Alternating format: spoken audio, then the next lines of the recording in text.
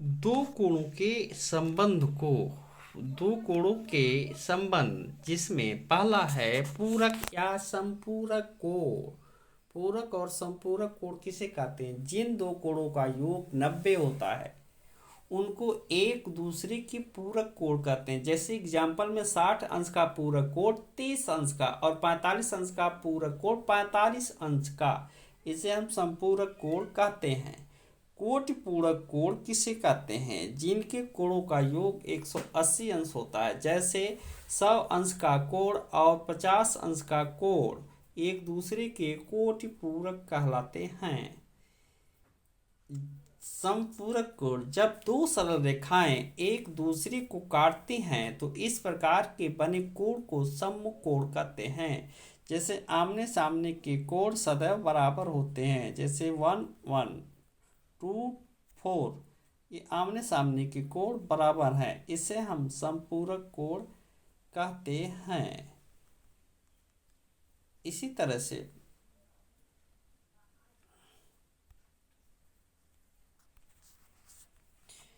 आता है सरल रेखाएं। सरल रेखाएं किसे कहते हैं? समांतर रेखाएं। वे सरल रेखाएं जो एक दूसरे को नहीं काटती हैं, उस दो समांतर रेखाओं के बीच ये दूरी सदा समान बनी रहती है, उसी को हम जो है समांतर रेखा कहते हैं। जैसे एक एग्जाम्पल में दो रेखाएं हैं, इनके बीच की दूरी समान है, इसी को समांतर रेखा कहते हैं। इनके बाद तिर्यक रेखा, ऐसी रेखाएं जो एक दूसरे को समांतर पर काटती हैं तो परंतु रेखाओं को एक तिर्यक रेखा काटती है, ऐसे को हम समांतर रेखा तिर्यक रेखा कहते हैं। जैसे एकांतर कोण 4 और 5, यह कोण एकांतर में है। 3 और 2, 3 कोण संख्या 3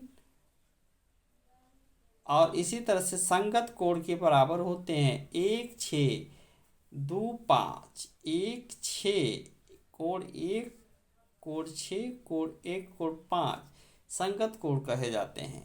एक ही पर बने हुए कोणों का योग 180 होता है। जैसे कोण 6 और 4 कोण और 6 कोण, ये सारे कोण के मान जो है सदैव 180 अंश होते हैं।